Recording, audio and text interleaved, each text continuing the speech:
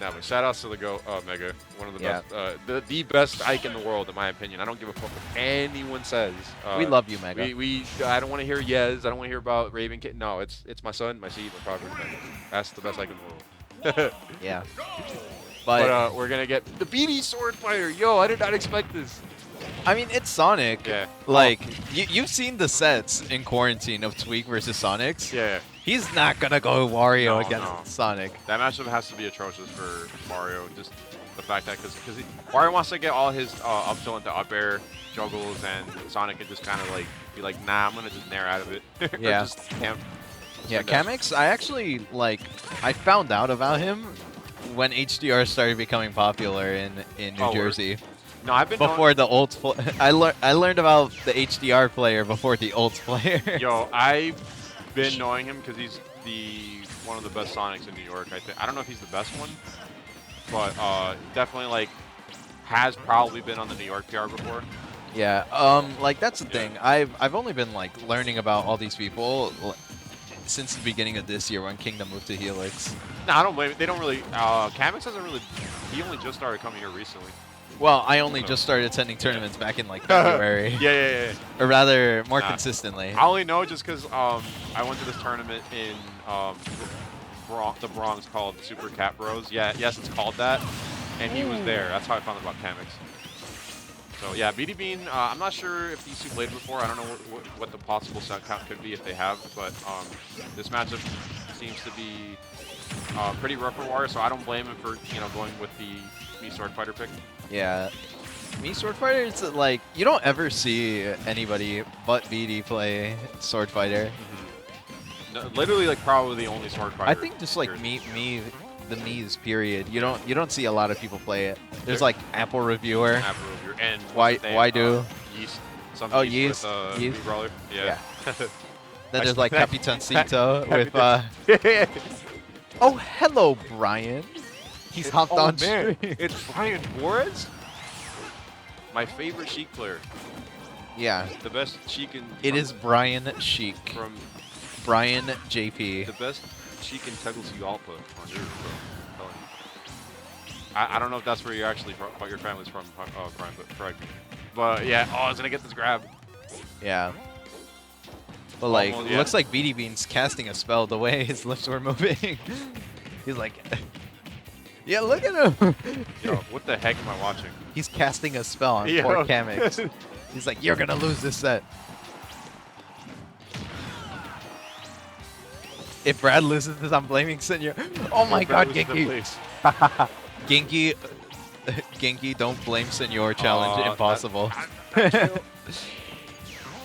Yo. Oh! Yo, the most brave. I don't know if that's the side B or the neutral B. What? He just like lunges forward with the sword. Yeah. I think it's a side B because the way he starts like flicking it around, that's up B. I don't know everything exactly because I don't even play Swordfighter. I got him to Elite by just using Gale Wind and that mini up B. Yo, I'm trying to fish for a two-frame. Nice, good forward air. Catching him out on the shuriken. Oh man, yeah, barely just almost getting that grab. I mean the roll. Oh, like barely missing that side B on Kamex. He caught him where he wanted him, but just calling out those spin dash charges. Yeah. As Sonics, you can't spin dash for you can't hold it for too long because then BeatyBean's just going to react with his burst options, which has an insane amount of range. Oh, yeah. Yeah, look at it. It goes that covers damn near half the stage. Yeah, I'd say like a third. It's not a bad move to just kind of throw out every now and then. Ooh. Oh, dude, that whole sequence is insane. He literally, I think he used the up B to just kind of stall himself to try to psych out. Try to psych him out a little bit to drop his shield, get that punish. Oh, and the back throw is going to take that stock. That's one of the strongest kill throws in the game. But BeatyBean looking, he's on path to take game one. For sure. A lot of extra credit being built. So, but you know Sonic as a character, he has that comeback mechanic. Oh yeah. Well, he doesn't. It's not necessarily a mechanic, but Yeah. like It's you could the comeback definitely make. factor. Yeah. Because he has like the option to just kind of sit back and camp a little bit, even if he's like down by a lot. Not really necessarily to the point where he's going to go to time, but he can just kind of reset neutral, and he could afford to do it more so than a lot of other characters that really don't have, that aren't as privileged. Yeah, I think it's like the Yeah. the power of Sonic is that he's so fast where he could just choose his own battles Yeah. in neutral. Which is why he's as busted as he is. Oh, man! Almost going for the up air cheese. Top of the bottom down. And drops no and fair. the fall off fair. Yeah, drops no fair, gonna take that. So game 1. Really good comeback from Kamex. Really just insane resilience. Yeah. I'm not sure, like, I know he plays Sonic in Ultimate. He also plays Sonic in HDR. Yeah. With the Duck Hunt nerfs, I'm sure he's going to play more Sonic. I'm not sure if Probably. playing Sonic in both Ultimate and HDR is going to mess him up. That's sort of how like I feel about playing Falcon in both games because I love the character. That's kind of why I play him both in this game and HDR. But so he's probably in that same mindset where he loves Sonic so much that he just wants to play him in any game. Yeah. But it looks like BeatyBean switching to Wario. yeah, just a comfort pick coming out here. Yeah, he said, okay, Yeah, my counter pick isn't working on you. That's fine. Let me just go back to the main, see how that works. I wouldn't say like I don't think it's like an impossible matchup. Like, like on the same vein as like Falcon and Game & Watch, where it's like matchup's pretty damn near impossible. Yeah. But I think Wario's X factor is he has walk. Yeah. So he just kind of like.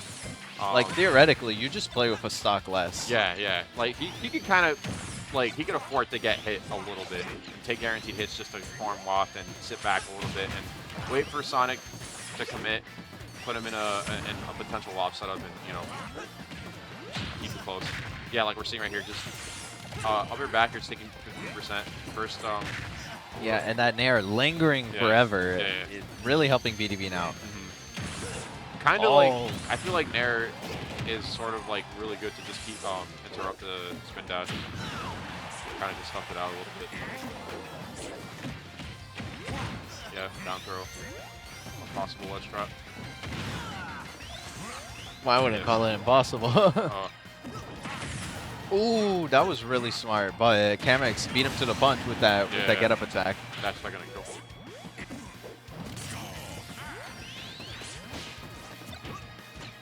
Oh! Yeah.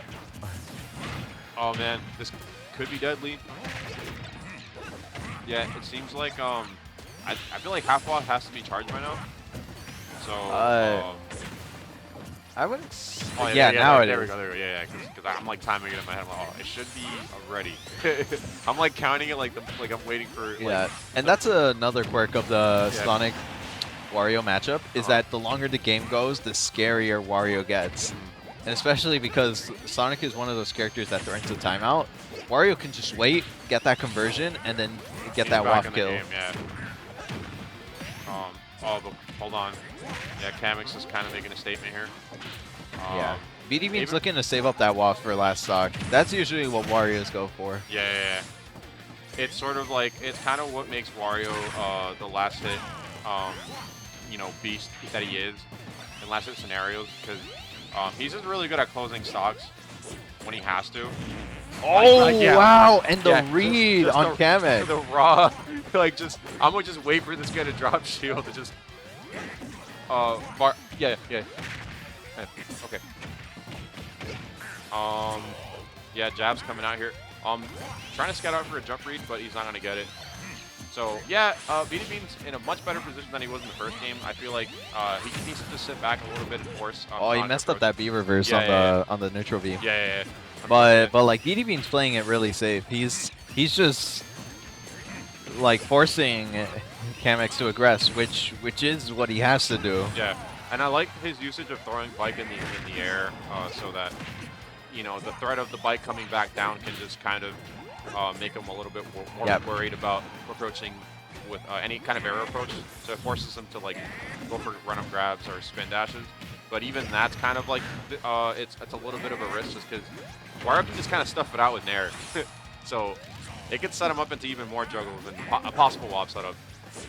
Yeah, but but that back throw, Oh, it's not gonna kill. Oh, man, such a good catch. And the tip of the hitbox Yeah. taking out BD's second stock. Oh. Oh man, yeah, a good idea. I feel like he wanted to get a bike setup. Maybe like that falling there to poke shield. Yeah, this is where he gets. Yeah, that but yeah, Wario advantage take. oh wow, that was an interesting down smash. It was to beat out like those options. Oh man, yeah, fight, catching that neutral getup. Yeah, Wow. Yeah. See, Putting him so on shield stun so that's he why- has room to grab him. That's why it's really useful for him to just throw the bike up, because when you get a grab, you get that extra percent in the middle of the pummel. So sometimes it comes in clutch just to get possible kill. Oh, and that then, instant dash attack from BD, taking game 2. Just quick reactions.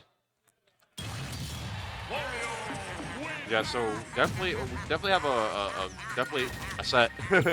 It wasn't really looking like that in the first half, because it was definitely looking like it was just going to be a quick 2-0 for Kamex. But, I think it's because like BD didn't really get his footing in game 1. I think he went Swordfighter for the better matchup, and so that he can get a feel for Sonic, for Kamex's Sonic, and then switch back to Wario once he realized, okay, I know what you're gonna go for. I'm gonna go for my comfort pick because I know that I can punish you better. Yeah. Now that I downloaded you. Because it's like, sometimes it's not really a bad idea to go, if you have a strong secondary, taking them out the first game just to gather data isn't the worst thing to do. You can kind of just afford to lose that first game. So just take out your counter pick, your comfort pick after, as a counter pick. And it could work wonders for you sometimes. Yeah, and I think it's just because, at least specifically, the loadout that BD uses for Swordfighter has good poking tools and just like testing the waters. Yeah. And I think it's just, I'm just now realizing that I feel like Kamex is, I feel like the only Wario experience he possibly has is probably with BeatyBean, because I don't think New York has a Wario whatsoever. I was like in the New York scene just enough that like New York doesn't really have a lot of Wario, so that could kind of it could be biting him in the neck a little bit. So Yeah. Yeah, but Kamex has a really good switch up on his game plan. Playing keep away, especially with a gargantuan lead like that. Oh yeah, for sure. And both just squeezing in and out. Waiting to see what's the next option. Oh yeah, nice anti-air. Yeah, Kamex is like, that's the good thing about Sonic as well, because he can do both, like poke and prod and like get in. Which, that's what makes Sonic like the threat that he is out of. Yeah. Because like so many other characters only have one or the other in like a huge extent, but Sonic just he's just the full package. So It's just kind of like that, like, I feel like every top tier in Ultimate, they have this own like, they have their own like cheating factor. yeah. And Sonic he's just like, he does not play the game, I mean, by the rules at all. He's like, You play at his tempo. Yeah. He doesn't play at yours. He's making you play Sonic Battle on Game Boy Advance, bro. Oh, what? I didn't even realize BD had the bike. Yeah, he was setting up a ledge. But another key thing to keep in mind that BeatyBean loves to do is like, he'll set up the bike at the ledge just to get like the hitbox extension of the wall to just cover like both roll and neutral getup. Bike is just really good at extending everything. Yeah. And Kamex not choosing to use the bike, Which rather like keeping it away from BD so that he doesn't have the chance to extend any of his hitboxes. Pretty smart, I would say. Oh, but that F-tilt taking out BD's stock. Ooh, Oh, man. scary situation for BD because now that Sonic has the lead, Kamex is just taking it as far as he can. He's gonna have to immediately he has to make quick work of the stock, or else a lot of this could just be extra credit that's gonna go a long way. Yeah. And even just like that, even game, fortunate as D from Kamex. Yeah, that was a really good edge guard from BD, especially because it is really difficult to edge guard at Sonic. Yeah, and BeatyBean just continuing to option for the bike in the air. Just and it's really smart that he's like once the bike explodes, he starts eating up all the parts. Yeah. Just because not only does he heal, he also gets more waft out of it. Even if he's even if he has max waft, the more percent you heal, especially at this level of play, the more important it is that like you get your percent as low as possible. Yeah, for sure. Because like every single percent counts. Oh man. Yeah, we're seeing kind of a little bit of a patient neutral from both players. Not committing too much here. I would say like BeatyBean's the one that kind of has to be the one approaching. If he wants to, snatch this win here against Kamex. But yeah, just waiting for the right moment to just try to get that wall. Yeah, and the thing that Kamex is doing, he's not even like mixing him up. He's approaching.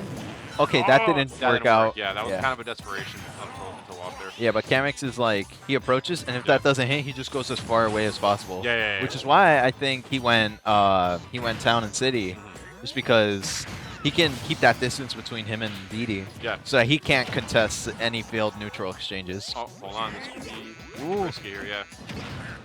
But with Beatty now having the lead, he's stopping Kamex from being able to like, in a way, camp him out. Because Kamex was doing a good job of keeping BeatyBean out. It's just I feel like he cracked under pressure and got a little bit desperate where he's like, all right, I gotta. Because sometimes like if you're down by a lot in percent or stocks and you're up against a waft active Wario, like you're and the whole time in your head you're just like, oh, I need to get rid of the stock or else he's gonna like potentially. I think like it was just that fear factor. He's like, I need to make this lead last as long as possible. I can't. Like he's scared to die, so he didn't even realize that he just kind of like in a way walked into Beatty's hitboxes. Oh man, yeah, back here just immediately making this basically even. I don't think this lead isn't really too chaotic for BeatyBean. But, yeah, he's trying to like. Oh, nice catch on that side B. Really good. Oh, he tried parrying it. It was very good, but like just a miss time. Let's see what the ledge play is gonna be. Yeah. Oh yeah. The homing attack is just really good on mixing up because you can kind of time it on your own. Yeah.